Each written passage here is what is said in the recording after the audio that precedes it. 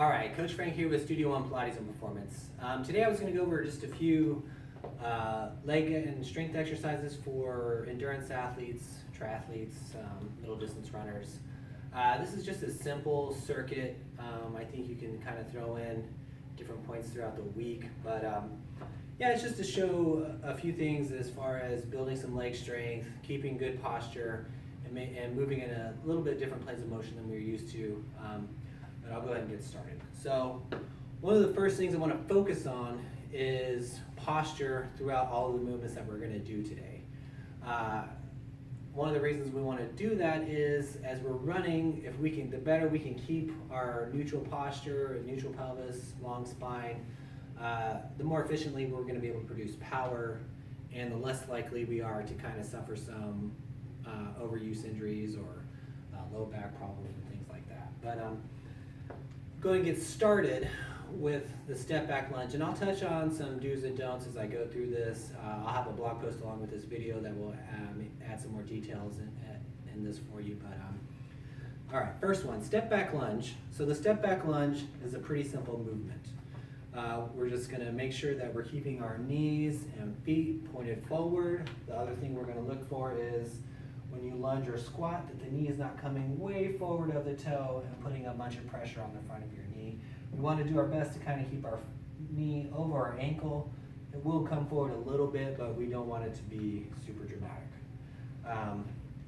So your step back lunge, I'm going to make sure, like I said, we'll keep sure that kneecap and toes are pointed forward. I'm going to get my good posture here, and it's just a simple step back, arms in opposition, and up. So down, up, pretty simple. I'm pressing nice and even through this front leg, and when I come up, this right leg, my foot is dorsiflex, arms stay in opposition. Other side, same thing, down, up. I've got good posture. I'm focused on keeping my core engaged, getting tall on my hip. One of the things we see a lot of times is we'll come forward when we lunge, get up on the ball of that foot. We want to avoid that. Come up nice and tall. The other thing you'll see is, or I see a lot of, is when we come back up, we stop short. We don't get that hip forward. We're bent here and bent at the knee. Again, I want to come up nice and tall. That's your finishing. So you go 10 on one side, 10 on the other, and then move on. So the next one I like to do is the side lunge. So this gets us into a different plane of motion. I want to focus again on good posture. It's pretty simple. You're going to step out to the side, butt goes out behind you, back to the center, step out to the side, back to the center. My other leg stays straight. A lot of people will feel an inner thigh stretch. Back to the other side, good. A lot of people will step crooked. So sometimes it's good to have a couple targets, like I'm gonna step towards that outlet, towards the one over here. But you wanna step right to the side, keeping good posture. See my back stays nice and straight. And I'm not stepping forward. A lot of people will step differently on different sides. So like I said, sometimes it's good to have a couple targets. Again, my knee is not coming way forward. I'm doing my best to shove my butt behind me and keep that knee over my ankle. So that's a side lunge. Alternating 10 on each side, 20 total is good. You can build up to 30 total, it's up to you. The next one we're gonna do is a single leg squat. So the single leg squat, I like, especially with my people that tend to overpronate, where their knee collapses in, that foot rotates out, and they have a lot of collapse in the ankle. We wanna try and develop our external rotators, our glutes. This is great for balance. I just like this exercise in general for everybody that runs. So again, I'm gonna get my good posture, core here, find my balance on this one foot. My hands are hanging right down by my side. It's not a big movement. I'm gonna drop my hands straight down, keep my straight back. One of the things I'm gonna look for is when I go down does my knee, the knee's gonna wanna wobble. You'll see a lot of people, the knee's gonna wanna wobble a lot and the foot's gonna work super hard to balance.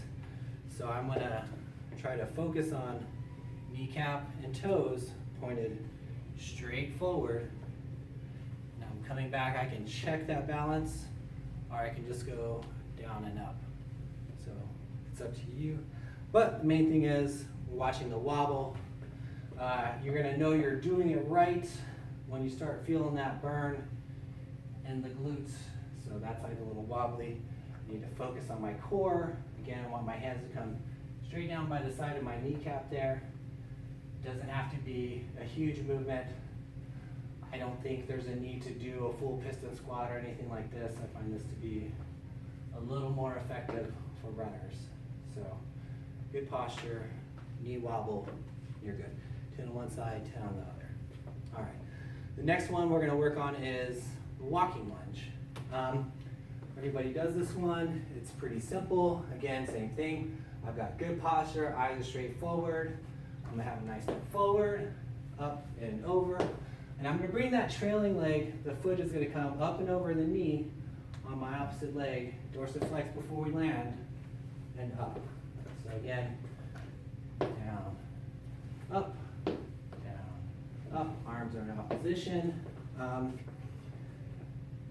One of the don'ts we don't want to do is, and I see this all the time again, bending forward and then all the weight comes up on the ball of the foot and we're already out of whack here. We're not going to be producing the power we want to be. So again, focused here, nice and tall, up and over. And if you're one of those people that finds yourself, it's hard not to lean forward, maybe not make your lunges deep. Maybe we just need to start here. What can I do? And keep good posture.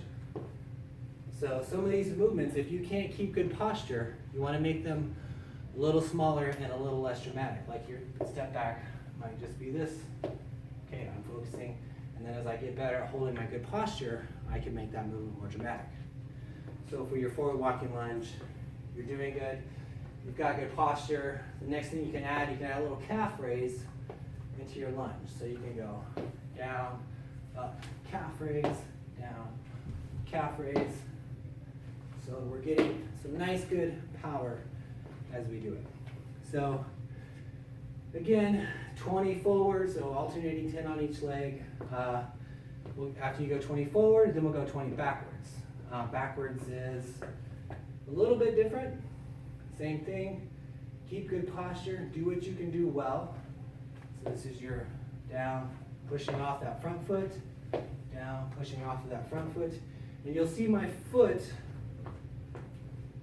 rock back as I push off, okay? So I want to try to avoid pushing off the ball of your foot. I want you to, when you step back, boom, rocking back, boom, rocking back. And same thing, it'll be hard not to, for some people, not to lean forward, okay, to press off that toe. Again, just make that movement a little smaller until you get better at holding that posture. Okay.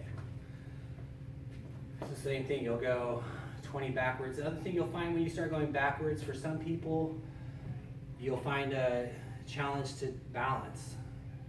It's a little harder to have good coordination and balance when you're doing things in reverse.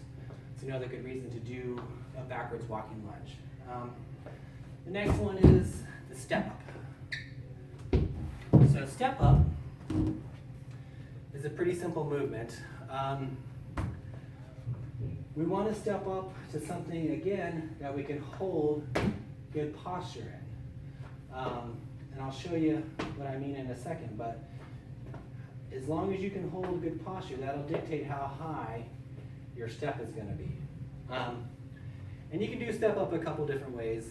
The easier way, maybe it's a little more cardio, is stepping up, alternating.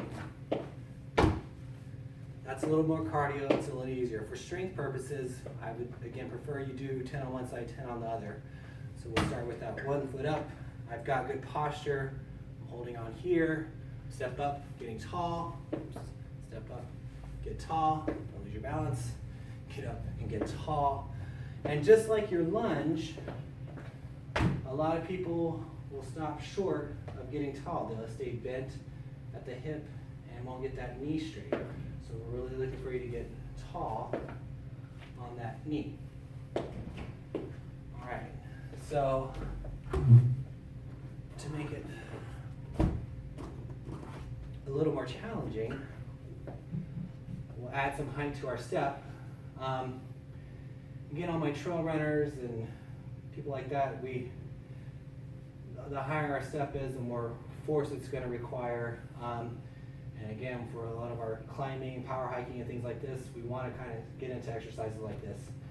And so I alluded to your posture here, so I'll show you what I was talking about. When we lift that knee up, we want to, again, be solid and neutral here. What happens if it's, when we're really tight in the hamstrings and some other places, you won't be able to hold that neutral posture. Your pelvis will tuck forward and this other leg will be bent. Again, we only want our step to be as high as we can do with good neutral posture.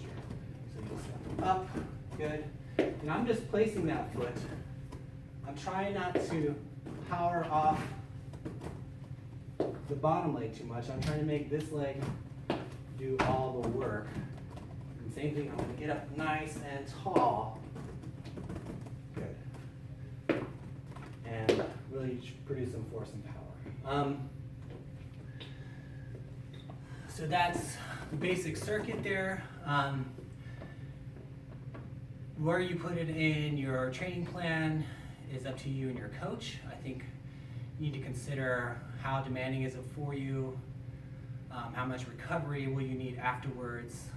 Like I said, I'll add a few more things as a blog about where to put it, but I'll add it into days where maybe my harder days where I'm running some shorter intervals or a little more speed work.